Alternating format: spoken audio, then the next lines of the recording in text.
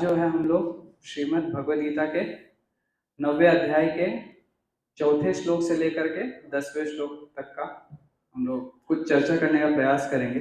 परंतु इससे पूर्व यदि आप देखेंगे जो 9वें अध्याय का जो पहले 3 श्लोक हैं वो क्या कहते हैं, तो उसमें भगवान जो है सबसे पहली बात वो तो इस अध्याय के बारे में ग्लोरीफाई करते हैं इसको, मतलब कह रहे हैं ना, एक साथ एक तरीके से बताते हैं भगवान की कितना महत्वपूर्ण है ये अध्याय। क्यों महत्वपूर्ण है? क्योंकि इसके अंदर भगवान संबंध ज्ञान दे रहे हैं। संबंध ज्ञान बहुत आवश्यक है। जैसे हम लोग हैं, आप सब बैठे हुए यहाँ पे, हाँ, प्रत्येक व्यक्ति होता है। तो व्यक्ति यदि बाहर जाता है, घर में रहता है, दोस्तों के साथ रहता है, रिश्तेदारों के साथ रहता है, अपने शिक्षकों के साथ रहता है, या कोई उनसे बोलता है ना जूनियर है, कोई सीनियर है, प्रत्येक व्यक्ति के साथ जब समय निकालते हैं हम, तो हमें संबंध ज्ञान का सबसे ज्यादा एक अनुभव होना या हमें आभास होना चाहिए कि हमारा संबंध ज्ञान है क्या उसके साथ। यदि समझिए आप किसी वरिष्ठ के साथ बैठे हुए हैं और उस वरिष्ठ के साथ आप ऐसा व्यवहार करें जैसा आप किसी छोटे बच्चे के साथ करते हैं, तो क्या होगा उसमें? सही होगा? वो रिश्ता सही होगा? यदि आप उनसे मजाक करें, उनके कंधे पे हाथ रखें, वो आपसे वरिष्ठ हैं, हाँ, आप वो चल रहे हैं, आप उनकी पैंट खींच दें या मतलब शर्ट खींच के पीछे ले लें, तो ऐसा अच्छा होगा नहीं। तो हमें संबंध ज्ञान की मतलब कम से कम थोड़ी बहुत सूझबूझ होनी चाहिए। तो भगवान इसीलिए इस अध्याय के पहले जो 3 श्लोक हैं उसके अंदर संबंध ज्ञान के बारे में बता रहे हैं कि जीव क्या है, प्रकृति क्या है और भगवान क्या है। तो ये पहले 3 हो गए। अब जो आने वाले हमारे श्लोक हैं दैट इज 9.4 से लेकर के 9.10 तक, उसमें हम लोग चर्चा करेंगे। लेकिन उससे पहले मैं मंगलाचरण करूंगा। मंगलाचरण करने के बाद में श्लोका रिसाइटेशन करेंगे। मैं शब्दार्थ पढ़ूंगा, अनुवाद पढ़ूंगा, तात्पर्य, और हर एक श्लोक के ऊपर थोड़ा बहुत हम लोग चर्चा करेंगे। और आज ये भी एक महत्वपूर्ण चीज है कि आप लोगों को पता ही होगा कि परसों 24 तारीख मंगलवार को राम विजय उत्सव है ना। राम विजय उत्सव आप में से कितने लोगों ने सुना है इसके बारे में? किसी ने सुना? बहुत कम लोगों ने सुना होगा। ठीक है, आज इसमें से चलिए एक आप हैं, बता सकते हैं आप? जोर से बोलिए, बैठे बैठे बैठे बोलिए, कोई दिक्कत। चढ़ाई ने विजय की थी, हाँ, विजय प्राप्त की थी, तो इसीलिए उसे कहा गया है राम विजय उत्सव। तो उसके ऊपर भी चर्चा करेंगे हम लोग कुछ समय, 10-15 मिनट मैं कुछ बोलने का प्रयास करूंगा। पूर्ण रूप से तो रामायण या फिर वो पूरा बोलते हैं ना एक दृष्टांत हम लोग नहीं डिस्कस कर सकते या उसके बारे में चर्चा नहीं कर सकते, लेकिन मैं उसको संक्षिप्त रूप में आप सबके सामने रखने का प्रयास करूंगा। ठीक है, तो पहले मैं मंगलाचरण करने के बाद में फिर बिगिन करते हैं। श्लोक संख्या 4।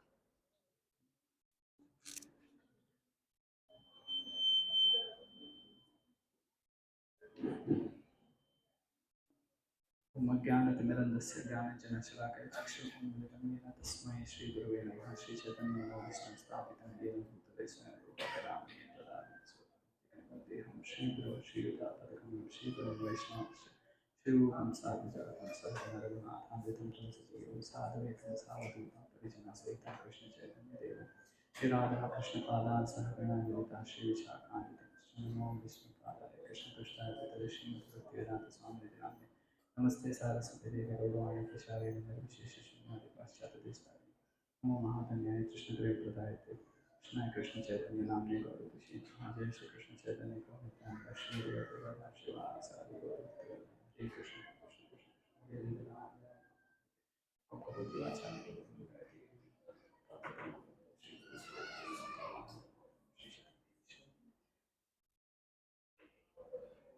तो आप में से कितने लोगों को पता है कि इस अध्याय का नाम क्या है? किसी को पता अध्याय का नाम क्या है? हाँ हाँ, कोई बोल, जो भी बोले हाथ उठा के बोले, कम से कम पता चले कौन बोल रहा है। राइट है आप? और कोई ट्राई करना चाहेगा जो? इसे एक और मतलब नाम से जाना जाता है, वो है परम गुह्य ज्ञान, राज्य विद्या ही है जो। तो इसलिए अभी मैं इसके श्लोक के ऊपर थोड़ा सा ये करता हूँ, श्लोक पढ़ता हूँ। स्पीकर स्पीकर स्पीकर श्लोक पढ़ता हूँ मैं, और फिर उसके बाद में आप लोग बस इसका श्रवण कीजिए, बाद में आप लोग भी जा करके रिवाइज कर सकते हैं। ठीक है, मया तद्मिदं सर्वं जगदव्यक्तमूर्तिनः मत्स्थानि सर्वभूतानि न चाहं तेष्वस्थितः। शब्दार्थ मया मेरे द्वारा ततम व्याप्त है इदम यह सर्वम समस्त जगत दृश्य जगत अव्यक्त मूर्तिनः अव्यक्त रूप द्वारा मत स्थानी मुझ में सर्वभूतानि समस्त जीव न नहीं च भी अहम मैं तेषु उनमें अवस्थितः स्थित। इसका अनुवाद यह संपूर्ण जगत मेरे अव्यक्त रूप द्वारा व्याप्त है। समस्त जीव मुझ में है किंतु मैं उनमें नहीं हूँ। तात्पर्य भगवान की अनुभूति स्थूल इंद्रियों से नहीं हो पाती। कहा गया है कि अतः श्री कृष्ण नामादि न भवेत् ग्राह्यम इंद्रिये सेवोन्मुखे ही जिह्वादो स्वयमेव स्फुरति अधः। भगवान श्री कृष्ण के नाम यश लीलाओं आदि को भौतिक इंद्रियों से नहीं समझा जा सकता। जो समुचित निर्देशन से भक्ति में लगा रहता है उसे ही भगवान का साक्षात्कार हो पाता है। ब्रह्म संहिता में कहा गया है प्रेमांजन छुरिता भक्ति विलोचनेन संतः सदैव हृदयेषु विलोकयन्ति। यदि किसी ने भगवान के प्रति दिव्य प्रेमाभिरुचि उत्पन्न कर ली है तो वह सदैव अपने भीतर तथा बाहर भगवान गोविंद को देख सकता है। इस प्रकार वे सामान्य जनों के लिए दृश्य नहीं है। तो ये मैं आधा आधा करके पढ़ूंगा, वरना पूरा पढ़ूंगा तो रीडिंग सेशन हो जाएगा। ठीक है, तो अब देखेंगे सबसे पहले इस पूरे श्लोक में, सिर्फ इस एक श्लोक में यदि आप देखेंगे सबसे महत्वपूर्ण क्या शब्द है? अव्यक्त मूर्तिना ना, अव्यक्त मूर्तिना। अब इसका अर्थ क्या है? जैसे समझ लीजिए आप सब ये करताल देख पा रहे हैं ना, ये करताल है, दिख रहा है आपको, और मैं समझ लो ये करताल है, अभी इसको मैं रख देता हूँ। अब आप लोग को करताल दिख रहा है? नहीं दिख रहा ना? तो उसी प्रकार से अभी हम सब ने इतने लंबे समय से हम भगवत गीता के बोलते हैं ना सेशंस अटेंड करते आ रहे हैं। आप लोगों ने सुना भी होगा कि भगवान, और इसमें दिया भी गया कि भगवान इस पूरे दृश्य जगत में है ना, भगवान इस पूरे जगत में है। और हम लोग नरसिम्हा आरती में भी गाते हैं तो नरसिम्हा पर तो नरसिम्हा यतो यामी ततो नरसिम्हा, कि भगवान अंदर भी है बाहर भी है, यहाँ भी है वहां भी है, सब जगह है। तो फिर ऐसा क्यों है कि हम देख नहीं पा रहे? किसी को कभी ऐसा प्रश्न आया? अब जब लिखा है शास्त्रों में तो कभी कुछ गलत लिखा नहीं होगा, है ना? शास्त्रों में गलत लिखा नहीं है, तो फिर हमें दिख क्यों नहीं रहे? दिखने चाहिए ना। अगर यहाँ भी है वहां भी है, अभी मैं बोलूँ कि आपको यहाँ भी टेबल दिखेगा और बाहर भी टेबल दिखेगा, तो टेबल अगर दोनों जगह होगा तो दिखना चाहिए। अगर समझ लो मैं आपको बोलूंगा बाहर भी टेबल और आप देख नहीं पा रहे हो, तो आप लोग क्या बोलोगे कि आप झूठ बोल रहे हैं, कहाँ है बाहर टेबल ना? और टेबल पे कपड़ा भी रखेंगे तो भी पता चलेगा कम से कम कि यहाँ टेबल है, इसका अर्थ है। तो भगवान क्यों नहीं दिख रहा? कोई कभी किसी ने ऐसा विचार किया या किसी के पास इसका उत्तर है? कॉम्प्लेक्स उत्तर दे सकते हैं हम लोग, लेकिन जो सबके समझ में आए वो ज्यादा अच्छा होगा। नहीं पता, सोचने का प्रयास करेंगे आप?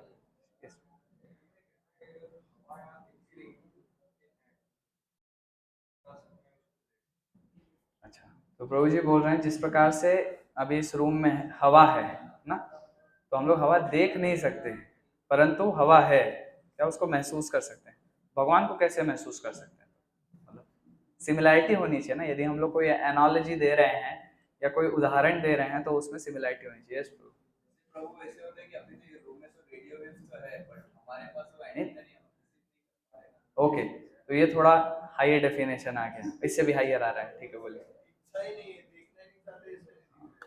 तो ये सबसे मेन आंसर है। देखिए प्रोग्रेस हुआ है यहाँ पे, तो हम लोग धीरे धीरे एक एक स्टेप गए हैं। पहला हमने हवा का एग्जाम्पल लिया, दूसरा एग्जाम्पल जो प्रभु जी ने दिया किसका, वो था रेडियो वेव्स का, क्योंकि लिए रेडियो वेव्स है यहाँ पे बट हमारे पास प्रॉपर डिवाइस नहीं है, इसके लिए हमको नहीं पता चल रहा ना।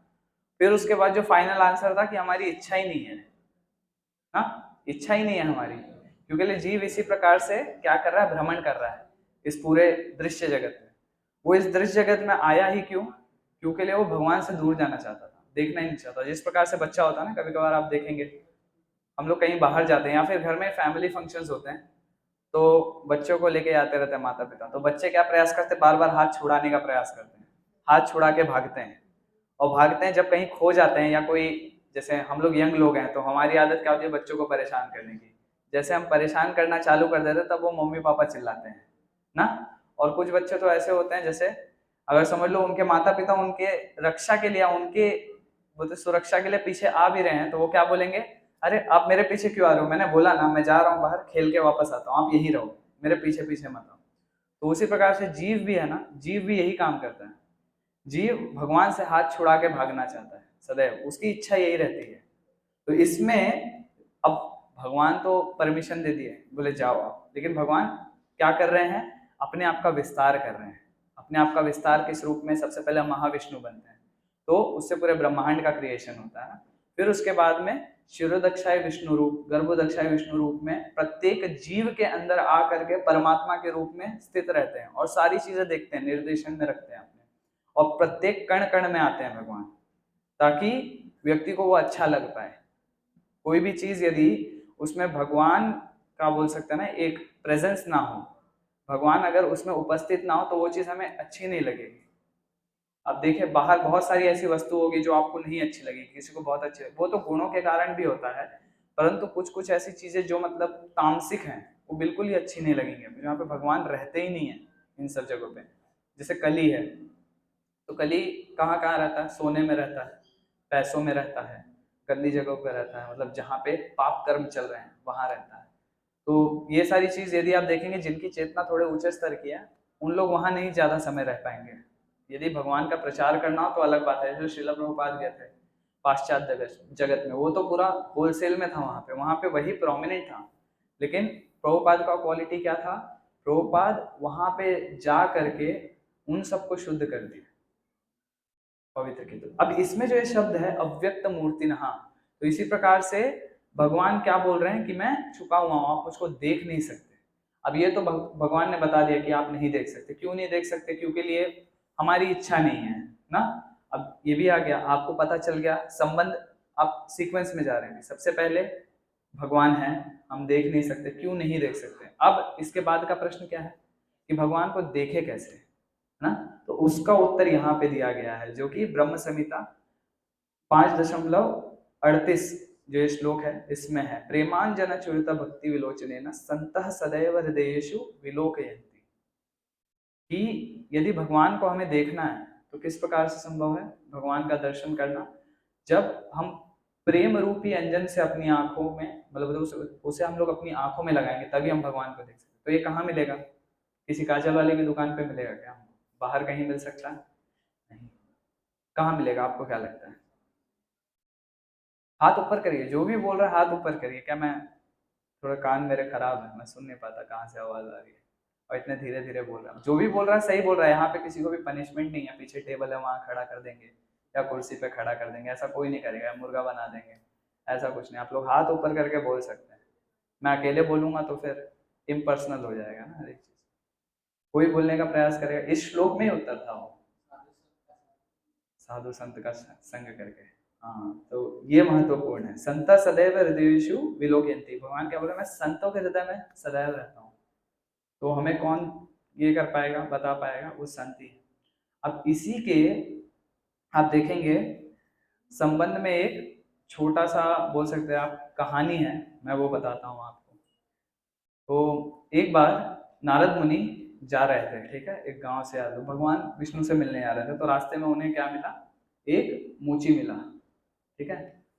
ये आप में से बहुत लोगों ने सुना होगा इसको, परंतु मैं वापस बोल रहा हूँ क्योंकि इसी के संबंध में। तो वो मोची जब आया तो नारद मुनि गए उनके पास, वो बोले कि मैं जा रहा हूँ भगवान से मिलने, विष्णु जी से मिलने, आप बताइए आपको कुछ पूछना है उनसे।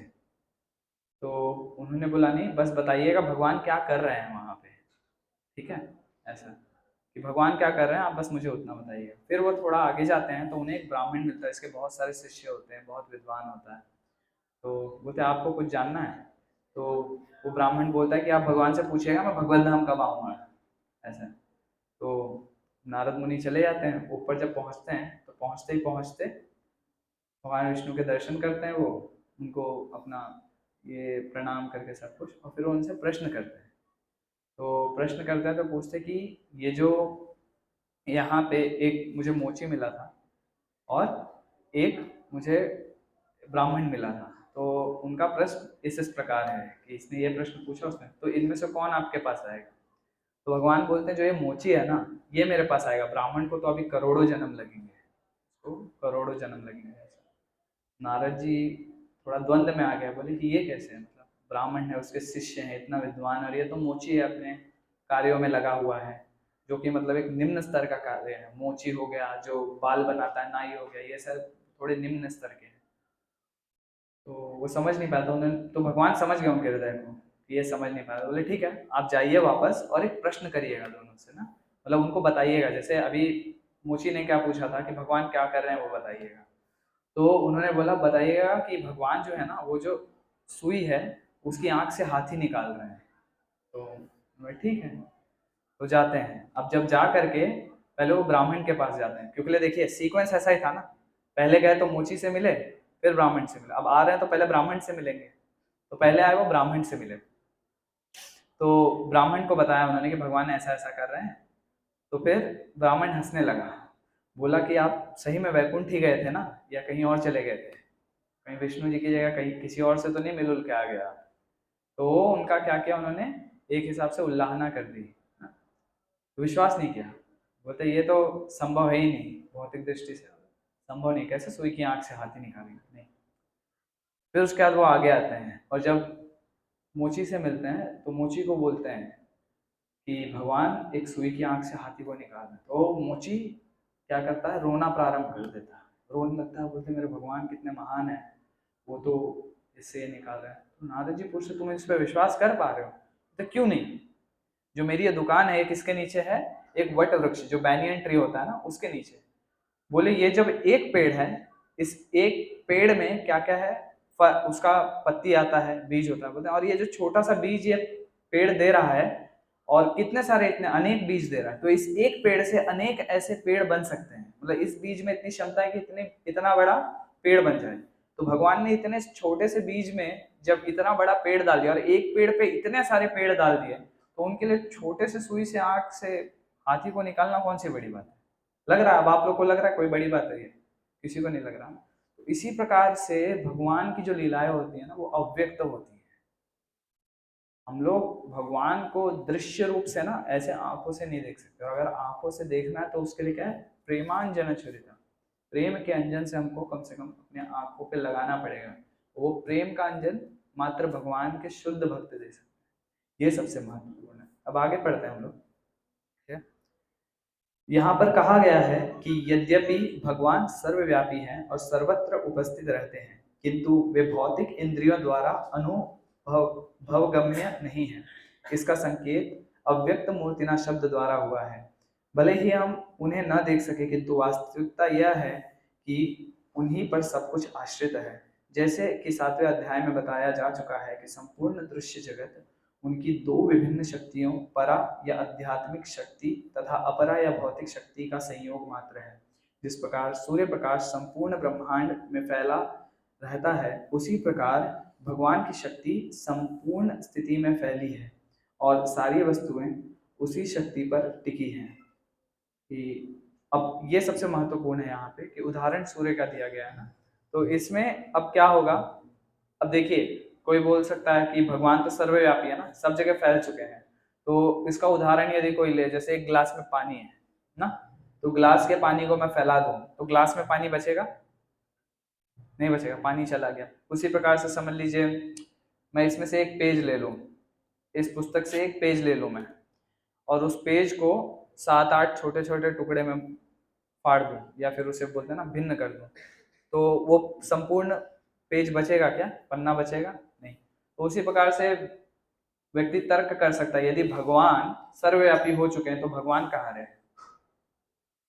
भगवान है। आप में से कितने लोग मानते हैं कि भगवान बचे रहेंगे, उदाहरण के साथ बोलिएगा। विश्वास है अच्छी बात है, लेकिन उदाहरण भी बताइएगा। ठीक है, हाथ नीचे कर सकते हैं, आप बताइए। बैठ के बोल सकते हैं, कोई बात नहीं, बोलिए, मतलब आप विश्वास कर रहे हैं कि भगवान हैं, ये इतना उन्होंने अपने आप को विस्तार कर दिया, फिर भी भगवान है। उसका कोई उदाहरण या फिर कोई ऐसा कथा आपको पता हो, या फिर आप किस किस इस पे, मतलब आप किस, आपकी श्रद्धा किस पे निर्धारित है। हाँ, मात्र आस्था, कि मतलब भगवान रहेंगे। ऐसे तो जो नास्तिकतावादी रहते हैं उनकी भी यही आस्था रहती है कि भगवान नहीं है, तो वो भी सही होने चाहिए। कोई गलत नहीं है, कि अच्छी बात है कि आपको उतनी आस्था है। परंतु अंधश्रद्धा नहीं होना चाहिए, वरना लोग उसका भी गलत फायदा उठाते हैं। यदि आपकी आस्था आज यहाँ है तो कल को कोई अच्छा एक स्पीकर आ जाएगा, बहुत मधुर मधुर वाणी बोलेगा और वो आपकी आस्था को अलग दिशा में भी लेके जा सकता है ना। तो इसके लिए हमको तत्वविद होना चाहिए, तत्व से पता रहना चाहिए। और कोई इस तो बोलिए। भगवान अनलिमिटेड है, फॉर एग्जांपल सात बार पर भगवान एक्सपांड होते हैं, लेकिन ऐसा कभी नहीं कि सब भगवान कम हो जा रहे हैं, खत्म हो जा रहे हैं, बार बार आते जा रहा है। मतलब भगवान ही एक्सपांड करके ना अपने आप को प्रसन्न। हाँ, वैसे तो हर जगह भगवान के एक्सपांशन है सब कुछ। जो अभी यहाँ पे पढ़ा ना हमने कि पराशक्ति और अपराशक्ति, ये दो चीजें पढ़ी हैं हमने, तो शक्ति तो सब भगवान की। आप बोलिए। कि भगवान की जो वन थर्ड एक्सपांशन है वही होती है स्पिरिचुअल वर्ल्ड का। हाँ, ठीक है। तो ये तो फैक्ट हो गया, मैं एक्सप्लेनेशन मांग रहा हूँ, आपने फैक्ट बताया मुझे के बाद। मेजोरिटी। कि भगवान को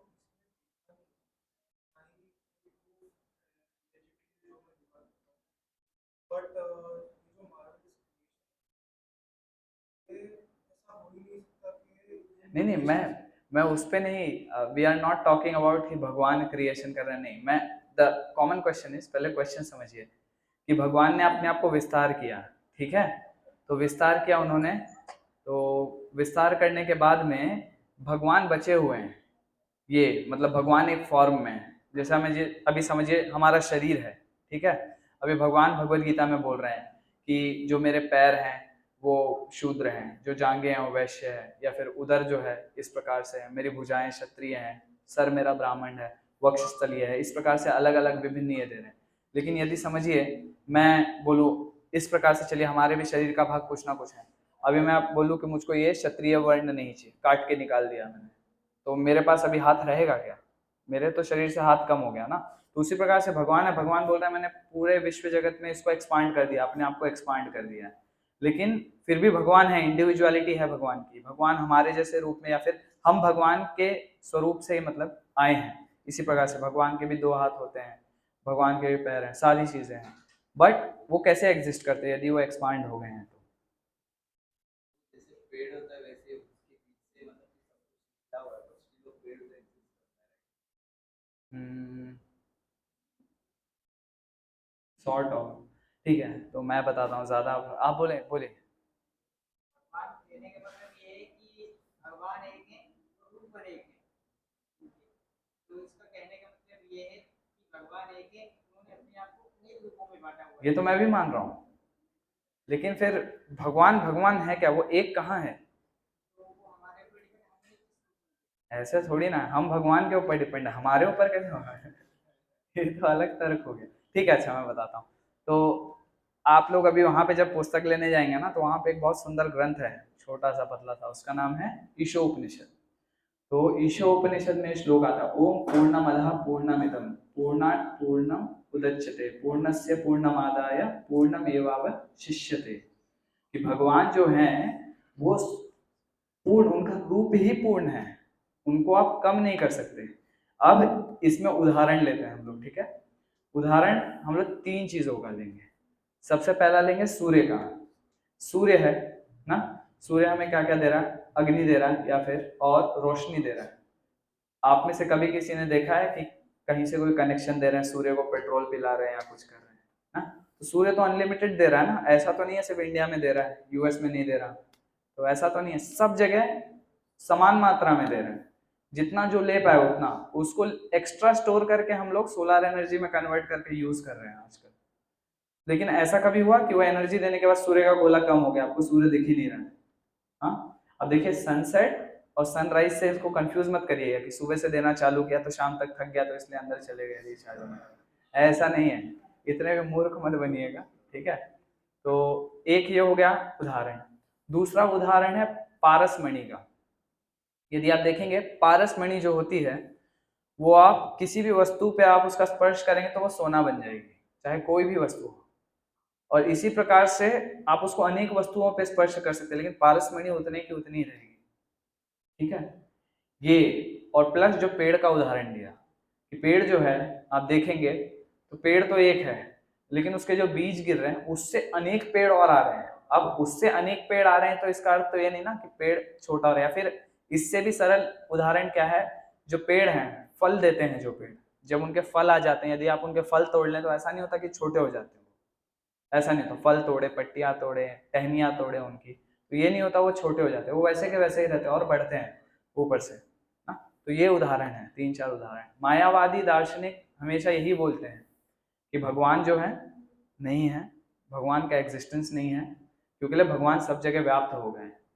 तो इस इसे बोल सकते हैं ना कि ऐसे किसी तर्क पे आप लोग फंसिएगा मत। ये सारे प्रैक्टिकल उदाहरण हैं जो आप लोग याद रखिए, ताकि आपको कभी भी कोई भी मिले ना जो इस प्रकार के तर्क वितर्क डाले, तो आप उनसे उनको मतलब उनकी सहायता करने के वश में इसको प्रस्तुत करिए। उनकी बेइज्जती या उनकी उल्लाहना करने के लिए नहीं, तुम्हें क्या पता, हमें ज्यादा पता नहीं, शिक्षा देने के लिए कि हमें जो ज्ञान मिला है, हमें तो ऐसे कोई ज्ञान नहीं दे रहा ना, सिर्फ हम भी शास्त्र पढ़ रहे हैं, तो हमारे भी शिक्षा गुरु हैं अद्भुत देव जी और बहुत सारे वरिष्ठ भक्त हैं, तो वो सब भी जब हमें सिखा रहे थे तो इसी प्रकार से प्रेम पूर्वक सिखाते हैं। यूजुअली हम लोग जब नए नए आते हैं, और मुझसे भी हुआ ये, तो हम लोग अपने आप को बहुत ही बड़ा विद्वान समझने लगते हैं, थोड़ा बहुत 1-2 श्लोक बोलना सीख गए या 1-2 क्लासेस हो गई, तो हमें दूसरों की सहायता के रूप में इस वेद या शास्त्र को प्रस्तुत करना है, अपनी वरिष्ठता दिखाने के लिए नहीं करना ना कि मैं कितना, देखो कितना बड़ा हूँ, मुझे कितना ज्ञान है, इस प्रकार से कभी मत करिए। तो अब इसके आगे भी पढ़ते हैं हम लोग। फिर भी किसी को इस निष्कर्ष पर नहीं पहुंचना चाहिए कि सर्वत्र फैले रहने के कारण भगवान ने अपनी व्यक्तिगत सत्ता खो दी है। ऐसे एक तर्क का निराकरण करने के लिए ही भगवान कहते हैं मैं सर्वत्र हूँ और प्रत्येक वस्तु मुझ में है, तो भी मैं पृथक हूँ। उदाहरणार्थ, राजा किसी सरकार का अध्यक्ष होता है और सरकार उसकी शक्ति का प्राकट्य होती है। विभिन्न सरकारी विभाग राजा की शक्ति के अतिरिक्त और कुछ नहीं होते हैं और प्रत्येक विभाग राजा की क्षमता पर निर्भर रहता है। तो भी राजा से यह आशा नहीं की जाती कि वह प्रत्येक विभाग में स्वयं उपस्थित हो। यह एक मोटा सा उदाहरण दिया गया है। इसी प्रकार हम जितने स्वरूप देखते हैं और जितनी भी वस्तुएं इस लोक में तथा परलोक में विद्यमान है, वे सब भगवान की शक्ति पर आश्रित हैं। सृष्टि की उत्पत्ति भगवान के विभिन्न शक्तियों के विस्तार से होती है, और जैसा कि भगवद गीता में कहा गया है, विष्टभ्या इदम कृष्णम, वे अपने साकार रूप के कारण अपनी विभिन्न शक्तियों के विस्तार से सर्वत्र विद्यमान है। तो ये एक और उदाहरण आप लोगों को मिल गया। जिस प्रकार से राजा का एग्जाम्पल दिया गया, अब हमारे यहाँ पे तो राजा नहीं है, तो हम प्राइम मिनिस्टर को देखते हैं, ठीक है। प्राइम मिनिस्टर है, प्राइम मिनिस्टर के अंदर बहुत सारे चीफ मिनिस्टर हैं। पार्लियामेंट में जब भी, जैसे हम लोग यहाँ मंदिर में सेवा देते हैं, वहां पे उनको सेवा दी जाती है पोर्टफोलियो के द्वारा, पोर्टफोलियो जारी होता है। तो पोर्टफोलियो जब जारी होता है तो हर एक डिपार्टमेंट के लिए देते हैं, और हर एक डिपार्टमेंट अपना अपना पोर्टफोलियो लेके खुश रहता है और अपनी सेवा से संतुष्ट रहता है, जाके अपनी सेवा करता है हर एक डिपार्टमेंट में। अब जब हम बोलते हैं कि सरकार इनकी है, मोदी की सरकार है, तो आप देखेंगे मोदी बीजेपी को बिलोंग करता है फॉर एग्जाम्पल, तो ऐसा आवश्यक होगा बीजेपी के हर एक कार्यालय में जाएंगे मोदी बैठा मिलेगा आपको? नहीं ना, तो उसके रिप्रेजेंटेटिव मिलेंगे। उसी वही उदाहरण दिया गया है कि यहाँ पे भी आपको जो सरकार के अधीन जो उनके अफसर होंगे वो आपको मिलेंगे, जिससे कि पता चलता है कि कोई तो कोई उनके ऊपर हायर अथॉरिटी, ठीक है। अब अगला जो श्लोक है उसे उसका मैं अनुवाद और तात्पर्य यही पढ़ूंगा, क्योंकि हमें डिस्कशन करना है राम विजय उत्सव पे भी, और 20 मिनट के लमसम है हमारे पास में, ठीक है। तो मैं थोड़ा फटाफट इसको पढ़ता हूँ। ये 5वां श्लोक है। न च मत्स्थानि भूतानि पश्य मे योगमेश्वरम भूतभृच्च भूतस्थो ममात्मा भूतभावनः। अनुवाद, तथापि मेरे द्वारा उत्पन्न सारी वस्तुएं मुझ में स्थित नहीं रहती। जरा मेरे योग ऐश्वर्य को देखो। यद्यपि मैं समस्त जीवों का पालक हूँ और सर्वत्र व्याप्त हूँ, लेकिन मैं इस विराट अभिव्यक्ति का अंश नहीं हूँ, क्योंकि मैं सृष्टि का कारण स्वरूप हूँ। तात्पर्य, भगवान का कथन है कि सब कुछ उन्हीं पर आश्रित है। मत्स्थानी सर्वभूतानि, जो कि श्लोक में कहा गया, इसका अन्य अर्थ नहीं लगाना चाहिए। भगवान इस भौतिक जगत के पालन तथा निर्वाह के लिए प्रत्यक्ष रूप से उत्तरदायी नहीं है। कभी कभी हम एटलस, एक रोमन देवता को अपने कंधों पर गोला उठाए देखते हैं। आपने देखा है एटलस को?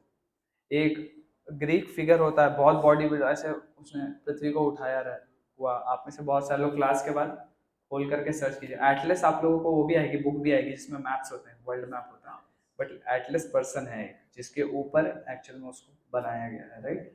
तो हमें किसी ऐसे चित्र को मन में नहीं लगाना चाहिए जिसमें कृष्ण इस सृजित ब्रह्मांड को धारण किए हुए हैं हो। उनका कहना है कि यद्यपि सारी वस्तुएं उन पर टिकी हैं, किंतु वे पृथक रहते हैं। सारे लोग अंतरिक्ष में रह तैर रहे हैं और यह अंतरिक्ष परमेश्वर की शक्ति है, किंतु वे अंतरिक्ष से भिन्न हैं, वे पृथक स्थित हैं। अतः भगवान कहते हैं, यद्यपि ये सब रचित पदार्थ मेरे अचिंत्य शक्ति पर टिके हैं, किंतु भगवान के रूप में मैं उनसे पृथक रहता हूँ। यह भगवान का अचिंत्य ऐश्वर्य है। वैदिक कोश निरुक्ति में कहा गया है, युञ्जतेन दुर्गतेषु कार्येषु। परमेश्वर अपनी शक्ति का प्रदर्शन करते हुए अचिंत्य आश्चर्यजनक लीलाएं कर रहे हैं। उनका व्यक्तित्व विभिन्न शक्तियों से पूर्ण है और उनका संकल्प स्वयं एक तथ्य है। भगवान को इसी रूप में समझना चाहिए। हम कोई काम करना चाहते हैं तो अनेक विघ्न आते हैं और कभी कभी हम जो चाहते हैं वह नहीं कर पाते, किंतु जब कृष्ण कोई कार्य करना चाहते हैं तो सब कुछ इतनी पूर्णता से संपन्न हो जाता है कि कोई सोच नहीं पाता कि यह सब कैसे हुआ। भगवान इसी तथ्य को समझाते हैं। यद्यपि वे समस्त सृष्टि के पालक तथा धारण करता है, किंतु वे इस सृष्टि का स्पर्श नहीं करते। केवल उनकी परम इच्छा से प्रत्येक वस्तु का सृजन, धारण, पालन एवं संहार होता है। उनके मन और स्वयं उनमें कोई भेद नहीं है, जैसा हमारे भौतिक मन और स्वयं हम में भेद होता है, क्योंकि वे परमात्मा हैं। साथ ही वे प्रत्येक वस्तु में उपस्थित रहते हैं, किंतु सामान्य व्यक्ति यह नहीं समझ पाता कि वे साकार रूप में किस तरह उपस्थित हैं। वे भौतिक जगत से भिन्न ही हैं, तो भी प्रत्येक वस्तु उन्हीं पर आश्रित है। यहाँ पर इसे ही योगम ऐश्वरम अर्थात भगवान की योग शक्ति कहा गया। तो इससे क्या शिक्षा मिल रही है हमको? देखो, अभी मैं बोलूं कि जैसे कोई भी व्यक्ति हो, अभी हम बोलते हैं कि हमें इस चीज़ की आवश्यकता है, तो दूसरे व्यक्ति को हम लोग जैसे बोलते हैं ना कि हमें परिवार की आवश्यकता है, तो इसका आप दूसरा पहलू भी सही मान सकते हैं कि परिवार को भी हमारी आवश्यकता है ना, कहीं ना कहीं। ऐसा तो कोई बोल नहीं सकता कि मुझे सिर्फ परिवार की आवश्यकता है, परिवार को मेरी कुछ आवश्यकता नहीं। ऐसा कोई बोल सकता है? आप में से कोई है ऐसा? भले बेटा कितना भी नालायक हो या बच्चे कितने भी नालायक हो, लेकिन माता कभी उसको धिक्कार करके बाहर नहीं भगाती। तो उसी प्रकार से यहाँ पे देखेंगे आप, प्रभुपाद जी क्या लिख रहे हैं कि जिस प्रकार से भगवान बोल रहे हैं ये सारी चीजें क्या है, मुझ में आश्रित है या मुझ पर आश्रित है। तो हमें ये नहीं समझना चाहिए कि भगवान जो है वो भी इस क्रिएशन पे आश्रित है, ऐसे नहीं है। अब आप देखेंगे बहुत सारी जगह पे हम उदाहरण ले सकते हैं कि जैसे कोई व्यक्ति हो, उसने कोई चीज उत्पन्न किया, फिर किसी चीज का निर्माण किया। निर्माण तो वैसे हम कर नहीं सकते, हम सिर्फ खोज करते हैं उसकी, हम रिसर्च करते हैं ना, हम लोग रिसर्च करते हैं। कोई भी आप देखेंगे रिसर्चिंग फैसिलिटीज होती है ना, रिसर्च होता है। कहीं भी किसी चीज को आप क्रिएट नहीं कर सकते, क्रिएशन फैसिलिटी कहीं नहीं है।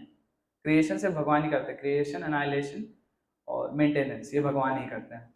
तो आप देखेंगे कोई भी व्यक्ति है, यदि कोई पुस्तक लिखे हो तो उसका बहुत अच्छे से प्रमोशन करेगा, ये पुस्तक मैंने लिखी है, और आसक्त हो जाएगा उस चीज से और अपने आप को ग्लोरीफाई करेगा। लेकिन ये कार्य उसके बंधन का कारण भी बनेगी। अगर वो उसका रिव्यू अच्छा आता है तो उसे अच्छा लगेगा, बुरा आता है तो दुख का कारण बनेगा। अब व्यक्ति जो है इंडस्ट्रीज खोल रहा है ना, हर एक व्यक्ति आप देखेंगे बड़े बड़े लोग हैं, उन्होंने इंडस्ट्री खोली किस लिए? स्वतंत्रता के लिए। स्वतंत्रता है, उन्हें लगा होगा कि हम फाइनेंशियली इंडिपेंडेंट हो जाएंगे, कुछ हो जाएगा हमारे साथ में। लेकिन आप देखेंगे वो इंडस्ट्री क्या होता है, उनके बंधन का कारण बनती है, उसी में वो फंस के रह जाते हैं और उसको ही चलाने के लिए कितने सारे गलत काम करते हैं। आप देखेंगे स्त्री और पुरुष हैं, वो साथ में आते हैं तो क्या होता है, एक पुत्र की उत्पत्ति होती है, पुत्री की उत्पत्ति होती है, एक बच्चा आता है। लेकिन उस बच्चे को मेंटेन करने के लिए वो संसार में और फंस जाते हैं। घर लेना है, गाड़ी लेनी है, बच्चे का ये देखना है, वो देखना है, ये करना है, वो करना है, उसका एडुकेशनली उसको सेटल करना है, फिर एडुकेशनली हो गया, उसकी फैमिली सेटअप करनी है, ग्रोथ कैसी हो रही है, क्या हो रहा है, जॉब मिलेगा नहीं मिलेगा। तो वो इस भोग में लगने के बाद क्या होता है, बंधन में आ जाते हैं। लेकिन भगवान के साथ ऐसा नहीं है। क्यों? क्योंकि भगवान ने क्रिएशन किसके लिए किया? आपको क्या लग रहा है ऐसा उनकी इच्छा ही कर दिया उन्होंने? नहीं, जीव की इच्छा हुई। जीव की इच्छा क्या हुई कि मुझे भोगना है, मुझे भोग करना, मुझे एंजॉय करना है। तो उन्होंने बोला कि मैं आपके साथ रह करके एंजॉय नहीं करूँ, या फिर क्योंकि आप देखेंगे जो आध्यात्मिक जीवन है, आध्यात्मिक जीवन में एंजॉयमेंट क्या है पता है आप लोगों को? वहां पे किस प्रकार से जीव संपन्न रहता है या उसे परम आनंद का अनुभव होता है। वहां पे आनंद नहीं है, परम आनंद है। सुख नहीं है, सुख दुख भौतिक जगत में है। सुख क्या है, थोड़ी देर है फिर चला जाएगा, लेकिन आनंद जो है, आनंद उससे परे है, और आनंद से भी परे परमानंद है। ठीक है, तो वहां पे परमानंद की अनुभूति करता है जब वो भगवान की सेवा करता है। लेकिन बोलते हैं ना, एक इच्छा होती है व्यक्ति की कि मैं इनकी सेवा क्यों कर रहा हूँ, कि भगवान ही सब कुछ भोग कर रहे हैं, मैं भी भोग करूँ, थोड़ा इच्छा होती है ना, तो इसलिए वो बोलता है नहीं नहीं मैं अलग भोग करूंगा। बोले अच्छा अलग भोग करो, किस प्रकार से? और कंट्रोलर बनूंगा मैं, ना मैं सबका नियंता बनूंगा, सब पे शासन करूंगा, शासक बनूंगा मैं। तो अब वो कैसे पॉसिबल होगा? अब वहां पे आध्यात्मिक जगत में तो भगवान ही है, जो भी है सर्वेश्वर वही है, और कोई नहीं है वहां पे, वही मात्र एक पुरुष है, बाकी सब प्रकृति है। भोक्ता राम यज्ञ तपसाम सर्वलोक महेश्वरम, भगवान ये बोल रहे हैं कि अकेला मैं ही हूँ जो भोग कर सकता हूँ, क्योंकि मैं ही अकेला पुरुष हूँ। लेकिन अब इच्छा हो जाती है, चलो करना है, तो इसलिए भगवान क्या करते हैं, क्रिएशन करते हैं। अब क्रिएशन आप देखेंगे, भगवान इतनी सुंदर सृष्टि का क्रिएशन करके इससे पृथक हो गए, जीव को दे दिया जाओ भोग करो, तुम जो करना करो तुम वहां पे, ठीक है, फ्रीडम दे दिया। कोई व्यक्ति ऐसा है, इतने बड़े बड़े लोगों ने इंडस्ट्री ओपन की है, आप में से किसी को बुला दे, बोले लो इंडस्ट्री है तुम्हारी है, जो करना है करो। एक छोटा सा इंडस्ट्री डेवलप करके उससे इतना आसक्त हो जाते हैं। हम प्रचार करते हैं, या फिर हम अपनी बात ले लें, भक्ति करने के लिए जीवन समझिए, किसी को कोई प्रयास कर रहा है, देखिए जीवन कोई दे नहीं सकता जब तक वो महाभागवत ना हो। हम प्रयास कर रहे हैं कि भगवान के लिए कुछ सेवा कर पाए, लेकिन फिर भी घर परिवार से बहुत सारी आपत्ति आती है, और ये क्या कर रहे हो आप लोग भी, बहुत सारे लोग जो आ रहे होंगे घर पे से बोले हो क्या बार बार मंदिर जा रहे हो, कहीं और जाओ। इनडायरेक्टली बोल रहे हैं बाहर जाओ, पब जाओ, दोस्तों के साथ हैंग आउट करो, थोड़ा यहाँ वहाँ घूमो, जाओ दरिया घूम के आओ। मतलब दरिया घूमना मतलब भौतिक दरिया में डूब जाओ, ये सारी उसी चीजों को दर्शा रही हैं, उसी को ये कर रही है ना। तो ऐसा कोई भी नहीं बोलता नहीं बेटा जो कर रहे हो अच्छा कर रहे हो, यदि हमारे घर के लोग थोड़ा बोलते हैं ना भक्ति में नहीं हो। लेकिन आप यहाँ देखें, भगवान ने पूरा क्रिएट करके दे दिया जीव को, जाओ एंजॉय करो आप। अब इसमें जो भगवान बोल रहे हैं कि मैं इससे मतलब अनासक्त रहता हूँ, तो इसका मतलब ये नहीं जो हमने उदाहरण लिया एक व्यक्ति या एक लेखक जो अपनी बोलते हैं ना पुस्तक से बहुत आसक्त होता है, एक पेरेंट जो अपने बच्चों से आसक्त होता है, या फिर एक बोलते हैं ना भौतिकतावादी व्यक्ति जिसने कुछ भी बनाया, कुछ भी निर्माण किया हो इंडस्ट्री का, वो उससे आसक्त होता है। नहीं, भगवान किसके समान है पता है आप लोग को? आप लोगों ने स्पाइडर देखा है, मकड़ी, मकड़ी जाल बुनती है। आपने कभी देखा मकड़ी खुद के जाल में फंस गई? किसी ने देखा? किसी ने नहीं देखा। जाल में दुनिया भर के लोग फंस जाएंगे, ये मकड़ी नहीं फंसेगी। तो भगवान उनके ऐसे, भगवान क्रिएशन कर दिया लेकिन उससे विरक्त हो, फर्क नहीं पड़ता उनसे, उनको उससे कुछ, ठीक है। तो ये सबसे महत्वपूर्ण है, ये हमको समझना है इसमें, तो यही बता रहे हैं भगवान यहाँ पे। अब अगला श्लोक लेते हैं हम लोग, वैसे मुझे लग तो नहीं रहा है हम 4-9 से लेके 10 तक कर पाएंगे, 19 हो चुका है। मैं ये लास्ट श्लोक पढ़ता हूँ, फिर उसके बाद थोड़ा राम विजय उत्सव पे चर्चा करेंगे। बाकी श्लोकों में भी भगवान यही दर्शा रहे हैं, ये आखिरी श्लोक करके फिर राम विजय उत्सव के बारे में थोड़ा डिस्कस करते हैं। यथाकाश स्थितो नित्यं वायुः सर्वत्र गो महान्, तथा सर्वाणि भूतानि मत्स्थानि नित्य उपधारयः।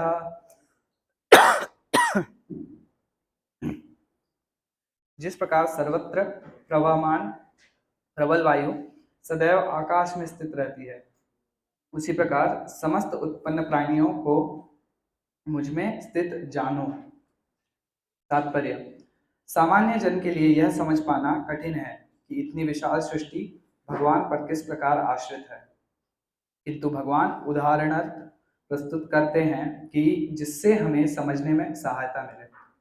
आकाश हमारी कल्पना के लिए सबसे महान अभिव्यक्ति है, और उस पर आकाश में वायु विराट जगत की सबसे महान अभिव्यक्ति है।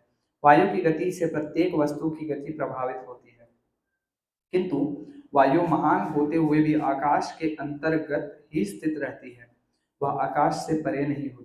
इस प्रकार समस्त विचित्र विराट अभिव्यक्तियों का अस्तित्व भगवान की परम इच्छा के फल स्वरूप है, और वे सब इस परम इच्छा के अधीन हैं, जैसा कि हम लोग प्रायः कहते हैं, उनकी इच्छा के बिना एक पत्ता भी नहीं हिलता। इस प्रकार प्रत्येक वस्तु उनकी इच्छा के अधीन गतिशील है। उनकी ही इच्छा से सारी वस्तुएं उत्पन्न होती हैं, उनका पालन होता है और उनका संहार होता है। इतने पर भी वे प्रत्येक वस्तु से उसी तरह पृथक रहते हैं जिस प्रकार वायु के कार्यों से आकाश रहता है। उपनिषदों में कहा गया है, यद भीषवातः पवते, वायु भगवान के भय से प्रवाहित होती है।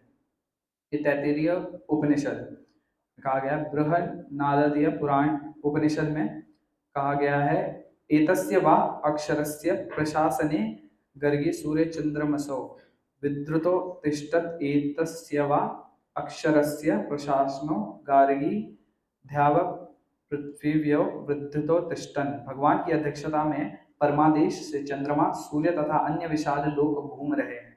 ब्रह्म संहिता में भी कहा गया है, यच्चक्षुरेश सविता सकल ग्रहाणां राजा समस्त मुरितेषु अशेष तेजः, यस्यज्ञ भ्रमित संवृत काल चक्रो गोविंदम आदि पुरुषम तमहम भजामि। यह सूर्य की गति का वर्णन है। कहा गया है कि सूर्य भगवान का एक नेत्र है और इसमें ताप तथा प्रकाश फैलाने की अपार शक्ति है, तो भी यह गोविंद की परम इच्छा और आदेश के अनुसार अपनी कक्षा में घूमता रहता है। अतः हमें वैदिक साहित्य से इसका प्रमाण प्राप्त है कि यह विचित्र तथा विशाल लगने वाली भौतिक सृष्टि पूरी तरह भगवान के वश में है। इसकी व्याख्या इसी अध्याय के अगले श्लोक में की गई है। अगला श्लोक भी देख ही लेते हैं क्या है। हे कुंती पुत्र, कल्प का अंत होने पर सारे प्राणी मेरी प्रकृति में प्रवेश करते हैं और अन्य कल्प के आरंभ होने पर मैं उन्हें अपनी शक्ति से पुनः उत्पन्न करता हूँ। तो आप देखेंगे इन दो श्लोकों में क्या बताया गया। सबसे पहले तो भगवान की अचिंत्य शक्ति के बारे में वर्णन किया गया, किस प्रकार भगवान के अंदर ही सब कुछ स्थित है। अब इसका उदाहरण यदि आप, या फिर भगवान की लीला में ही एक लीला आती है भगवान की, आप देखेंगे भगवान की कौन सी लीला है वो, जिसमें भगवान जब बालक रूप में, आप देखेंगे यशोदा माँ होती हैं, तो भगवान के ऊपर उनके जो गोप बंधु हैं वो क्या आरोप लगाते हैं कि कृष्ण ने मिट्टी खाई हुई है। ठीक है, तो और कृष्णा कुछ उल्टा बोल रहे हैं कि नहीं नहीं मैंने नहीं खाई। माता को विश्वास होता है कृष्ण पे, लेकिन फिर क्या होता है, बलराम जी बीच में आ जाते हैं। बलराम जी बोलते नहीं नहीं कान्हा ने मिट्टी खा रखी है। अब यशोदा माँ तो बंधन में आ गई कि नहीं अब तो चेक करना पड़ेगा, बलदाऊ तो झूठ नहीं बोलेंगे, क्योंकि हमेशा यशोदा माँ क्या करती थी, बलराम जी के भरोसे पर ही कृष्णा को कहीं बाहर भेजती थी।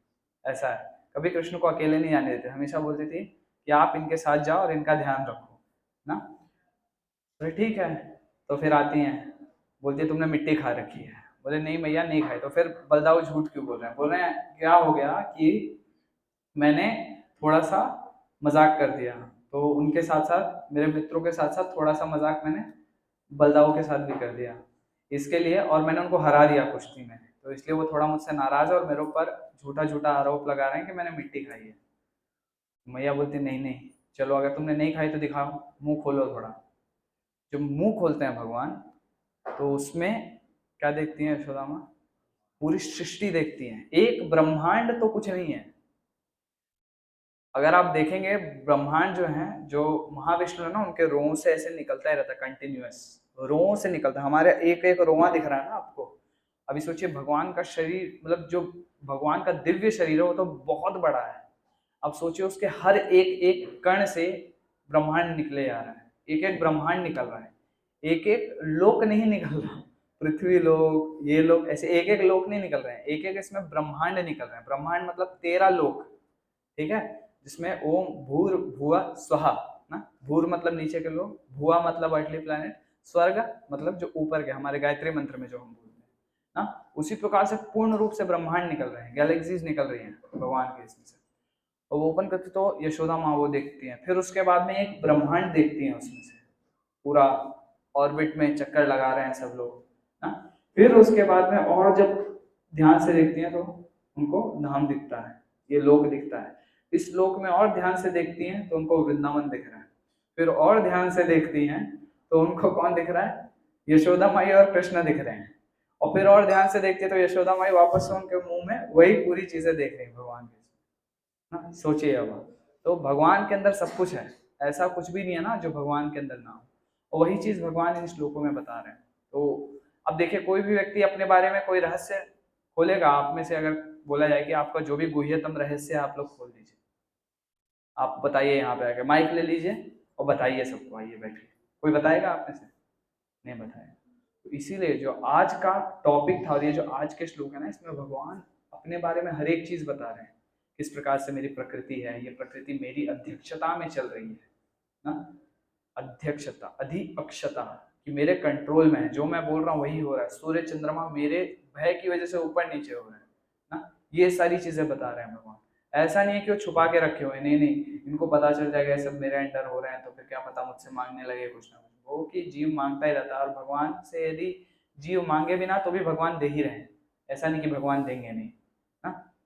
तो भगवान अपने बारे में संपूर्ण चीजें इस परम गुह्य ज्ञान जो ये अध्याय है उसमें बता रहे हैं। तो आगे के श्लोकों में और पढ़ेंगे हम लोग, जहाँ पे भगवान अपने लोक का भी वर्णन करते हैं कि जो हमारा गोलोक है, हमारा इसलिए बोल रहा हूँ क्योंकि लिए जो जीव है उसका कॉन्स्टिट्यूशनल पोजीशन वही है, सांविधानिक अवस्था बोल सकते हैं आप ना?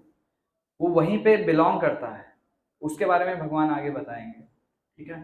तो इसमें आज का जो भी चर्चा हो उसमें किसी का कोई प्रश्न है? यदि किसी का कुछ प्रश्न हो तो जो भी चर्चा हुई। यस।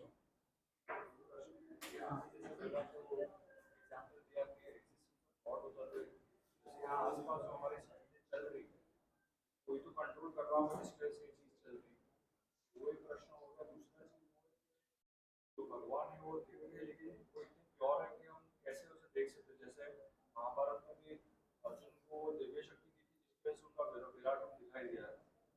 ये वही मेरा प्रश्न था कि हम इतने प्योर नहीं कि हम भगवान को उस नजर से देख सकते। ये मेरा प्रश्न। तो आपका पहला प्रश्न ये था कि जिस प्रकार से सारी चीजें यहाँ चल रही हैं लेकिन हम देख नहीं पा रहे कि उसको कंट्रोल कौन कर रहा है। हाँ, कोई कंट्रोल कर रहा है, मतलब भगवान का, फिर हम लोग उसको कैसे और जस्टिफाई करें कि भगवान ही कंट्रोल कर रहे हैं उसको, कोई ना कोई तो अच्छा, दैट इज योर रियलाइजेशन कि हाँ उसको कोई ना कोई तो कंट्रोल कर रहा है, दैट इज गॉड। और दूसरा आपका प्रश्न था कि हाँ, कि हम उनको देखें कैसे, है ना, कि किस प्रकार से। तो यदि आप इसका सरल, इसके एक्चुअल में बहुत सारे उत्तर हो सकते हैं, लेकिन मैं कुछ आपको बताने का प्रयास करूँ। सबसे पहली बात कि जो हमारी पद्धति है ना, अभी आप देखेंगे भक्ति के 9 अंग हैं, तो उसमें श्रवणम, कीर्तनम, विष्णु स्मरणम, पाद सेवनम, अर्चनम, दास्यम, साख्यम, आत्मनिवेदनम। तो ये प्रोसेसेस है ना। किसी भी व्यक्ति को एलिजिबल होना है, जैसे आप में से बहुत सारे लोगों को कुछ ना कुछ बनना होगा ना, कोई ना कोई प्रोफेशन आप लोग पढ़ाई कर रहे हैं, किसी ना किसी प्रोफेशन के लिए कर रहे हैं। कोई इंजीनियर बनना चाहता है, कोई डॉक्टर बनना चाहता है, कोई लॉयर बनना चाहता है, कोई बिजनेसमैन बनना चाहता है। किसी भी भौतिक उपाधि के लिए कोई भी एक दृष्टिकोण रख करके मेहनत करे यदि, लेकिन उसके पास बोलते हैं ना ये प्रोसेस ना हो, या उसे विधि ना दी गई हो, विधि बोलते हैं हम लोग प्रोसेस को, अगर उसे विधि ना पता हो तो फिर आपको लग रहा है वो सक्सेसफुल होगा?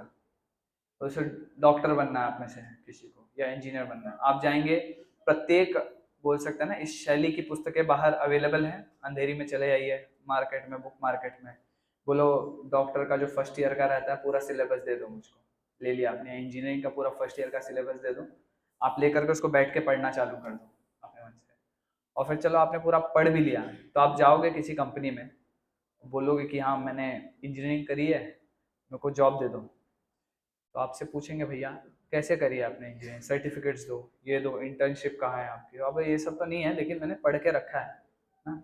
पर ये विधि नहीं है बनने की, आपको पहले एक बोनाफाइड इंस्टीट्यूट में एडमिशन लेना पड़ेगा, शिक्षा लेनी पड़ेगी, शिक्षा लेने के बाद में आपको क्या करना पड़ेगा, किसी के अंडर में रह करके प्रैक्टिस करना पड़ेगा, जिसे हम इंटर्नशिप बोलते हैं, चाहे वो डॉक्टर हो, लॉयर हो, इंजीनियर हो, आपको किसी की अधीनता में रह करके, और फिर वो यदि आपकी सेवा से प्रसन्न होता है तब वो आपको एक पत्र लिख के देगा, लेटर लिख के देगा कि हाँ इसने मेरे अंडर में ये सारी चीजें की हैं, ये अब क्वालिफाइड है, तब जा करके आपको मिलेंगी चीजें। अब दिक्कत क्या है ना कि हम धर्म की जगह मनोधर्म में ज्यादा विश्वास रखते हैं कि मेरे हिसाब से ऐसे करेंगे ना तो सही होगा। तो यदि हम इस प्रोसेस को फॉलो करें ना तो सब चीजें सॉल्व हो जाएंगी।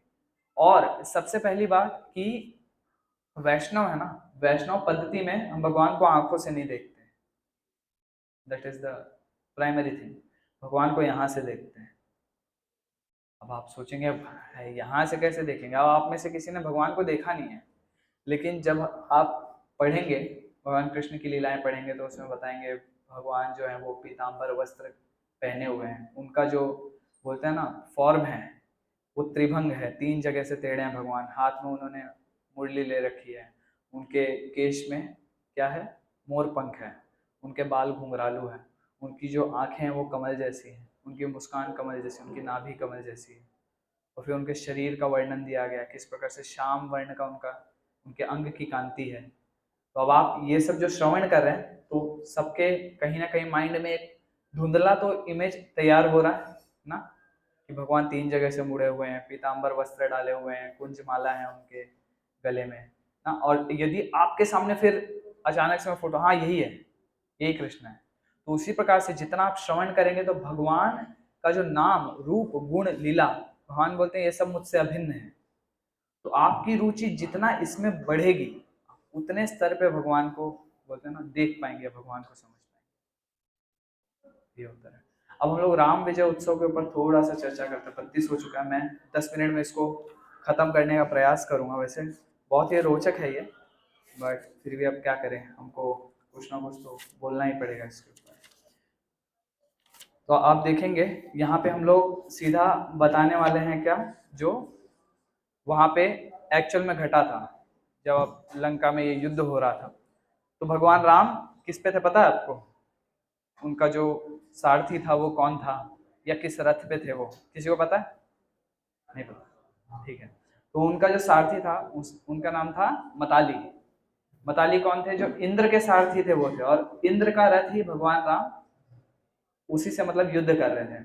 अब ये युद्ध जो था ये बहुत भीषण युद्ध था, मतलब युद्ध चल रहा है यहाँ वहां से, बाण सब चीजें, मतलब बोलते हैं ना हर एक प्रकार के अस्त्र दिख रहे हैं, शस्त्र दिख रहे हैं, वानर और दैत्य एक दूसरे में लड़ाई कर रहे हैं दिख रहा है, और बहुत ही भीषण रूप में ऐसा चल रहा था। अब होता क्या है कि भगवान राम बोलते हैं मताली आप आगे लेके चलो रावण के पास में रथ को, लेकिन बहुत ही ध्यान पूर्वक लेके जाना और थोड़ी सावधानी बरतते हुए लेके जाना। लेकिन दूसरे क्षण क्या होता है कि भगवान राम क्षमा मांगते हैं, क्षमा मांगते हैं, मताली से बोलते हैं कि मैं ये भूल गया था कि आप देवराज इंद्र के सारथी हैं और आपको ये सारी चीजें पता है, लेकिन फिर भी मैं आपको ये बता रहा हूँ।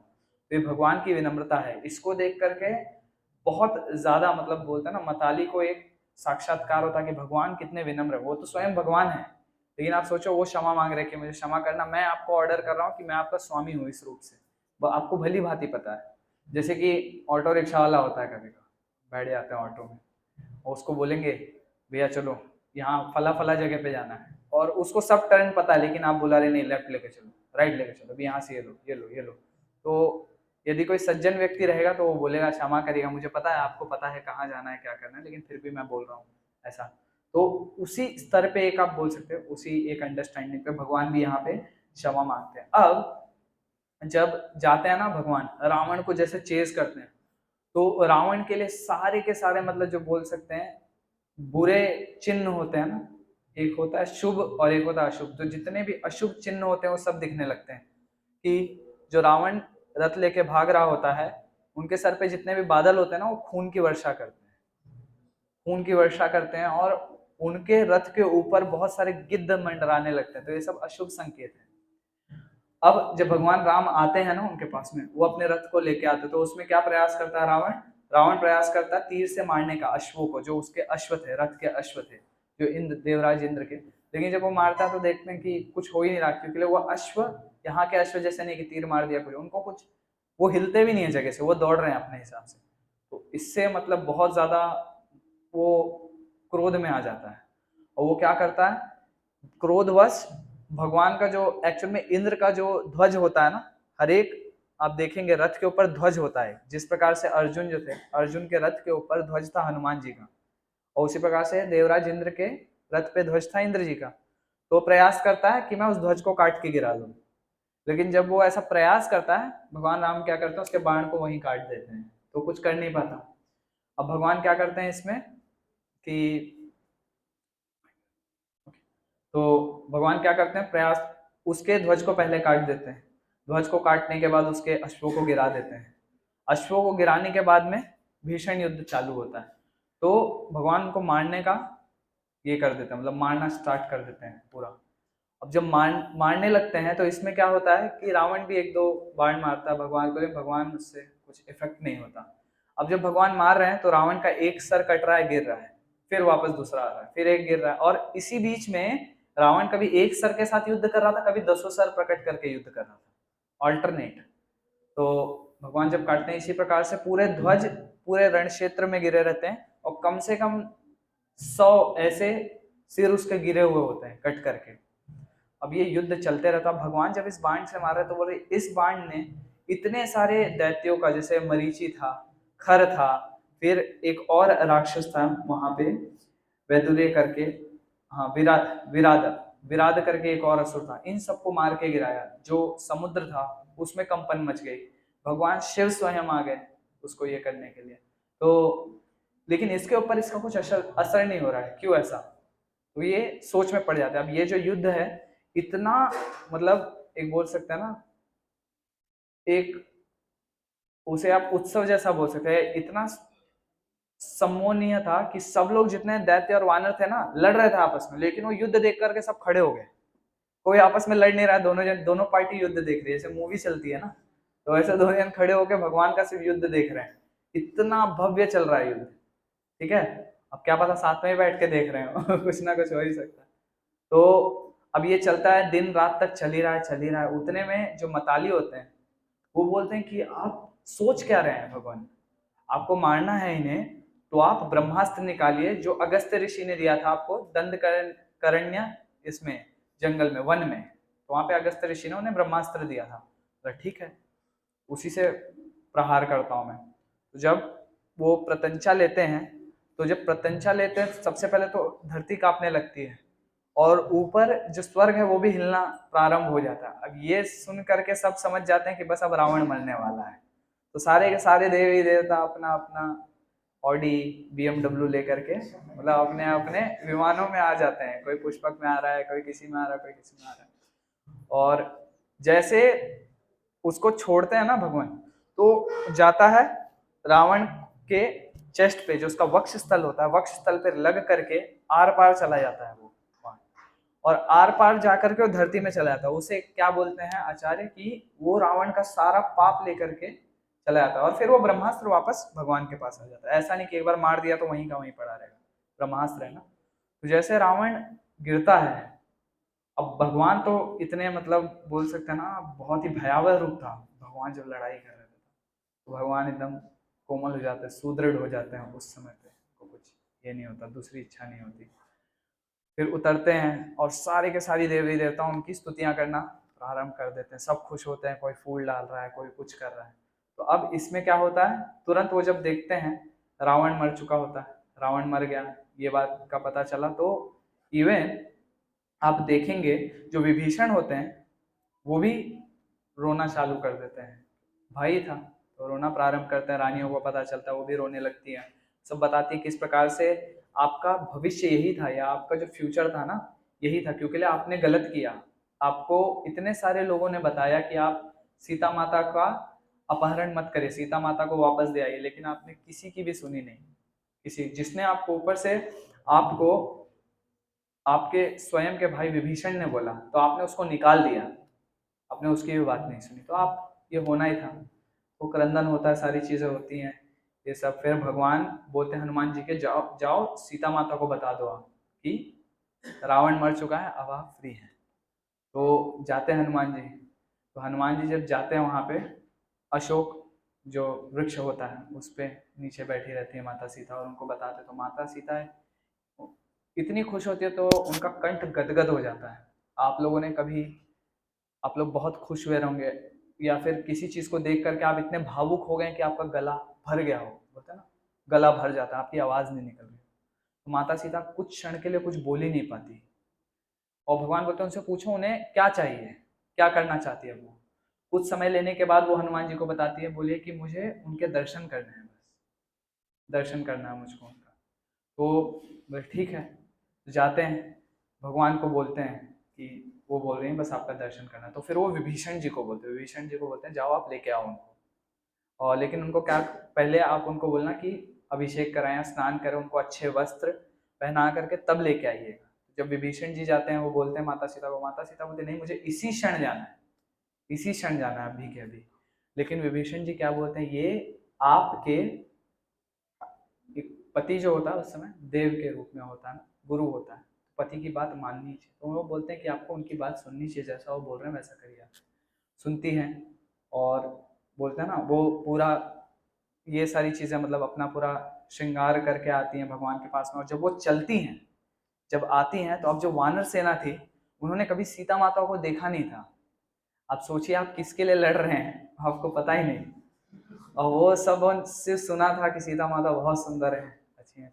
तो सब के सब वानर मतलब पागल, वानर ही है ना हो के, तो सब कूद रहे हैं यहाँ वहाँ, कैसे सीता माता का स्पर्श करे, देखे उनको, मतलब स्पर्श मतलब मात्र रूप में स्पर्श।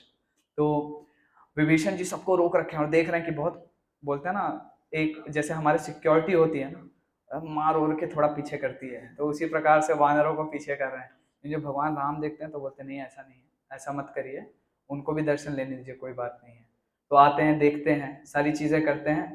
तो जब सीता माता आती है शर्म से अपने ही अंदर ऐसे ऐसे लगता है वो छोटी हो रही हैं, अंदर ही दबते जाती हैं। वो देखने के बाद में उनको अग्नि परीक्षा की, ये सारी चीज़ें होती हैं। तो बहुत लंबा है बट आज इसको थोड़ा यहीं एंड करेंगे, मैं नेक्स्ट टाइम कंटिन्यू करूँगा राम विजय उत्सव। बहुत इंटरेस्टिंग है लेकिन हमारे पास समय कम है, थोड़ा हम लोगों ने कीर्तन ज़्यादा कर दिया, सेटअप में टाइम लग गया, वरना 10 मिनट में वाइंड अप कर सकते। ओके चलिए, हरे कृष्णा। अगर कोई भी इसमें भूल चूक हुई हो क्षमा कीजिएगा आपको।